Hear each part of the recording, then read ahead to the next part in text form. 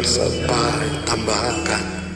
15 maanak at do'y nagsiksikan, nagtitiis sa munting barong-barong na sira-sira, habang duwag sa isang mansyon halos walang nakatira.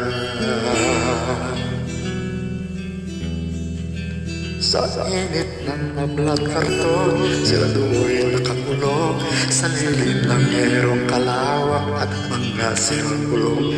Pinagtakpi-takping basura, tungan ng bato.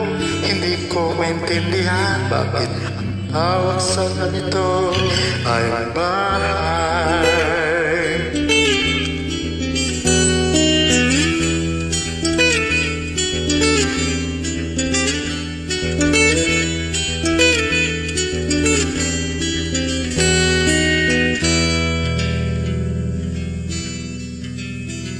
Sinulat ko ay nakita ng aking mga mata, ang kanilang kalagayan, ginawan ko ng kanta.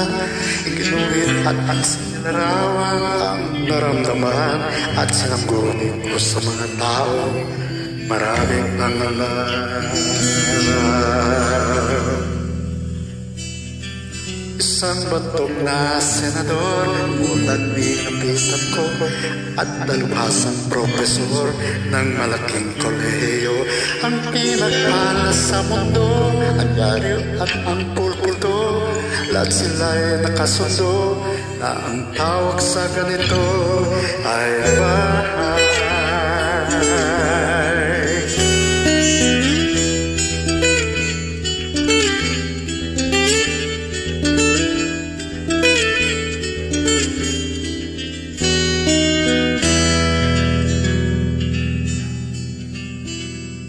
Maghapot magdamag silang kakayot katangin, pagkakay tutukang nakaupulan sa sahig. Sa papag nagutay-gutay, pipiliting hihimlay, di hamag na may nampa ang pahingahan ng mga patay.